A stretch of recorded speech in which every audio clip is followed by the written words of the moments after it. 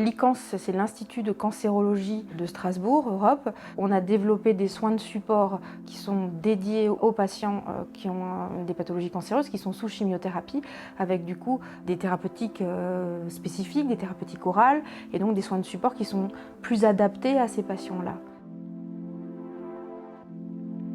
Au début, c'était de la boxe thérapeutique, après c'était l'aviron thérapeutique et j'ai continué à faire des séances de shiatsu, de la méditation. J'ai fait de la marche même des fois pendant 2-3 heures et puis là j'essaye tous les jours de marcher minimum 1 heure, hein. Des fois c'est que 3/4 d'heure, ça dépend des jours. Je me suis rendu compte qu'à partir du jour où j'ai commencé vraiment à faire de l'activité physique adaptée, je me sentais mieux parce que mon corps se libérait. Parce que l'activité, ça passe de la tête jusqu'aux orteils. Tous les endroits du corps sont touchés et je me suis rendu compte que ça m'a fait beaucoup de bien.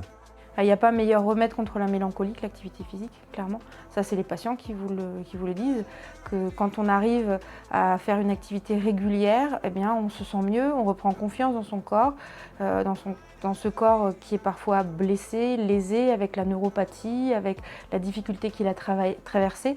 Eh bien, reprendre confiance, remarcher, retrouver le plaisir de faire de l'activité physique, ça fait diminuer l'angoisse, ça fait diminuer la mélancolie, et puis ça fait diminuer la prise d'anxiolytiques et d'antidépresseurs, clairement. L'intéressant dans ces actions, c'est de pouvoir le faire dans un petit groupe. De ne pas se retrouver seul sur un écran, mais de le faire en présentiel avec d'autres. C'est toujours plus motivant.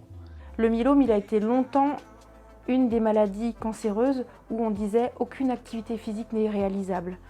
Et on s'est très vite rendu compte qu'en fait c'est faux, que tout patient qui est atteint d'une maladie cancéreuse doit pouvoir bénéficier d'activité physique.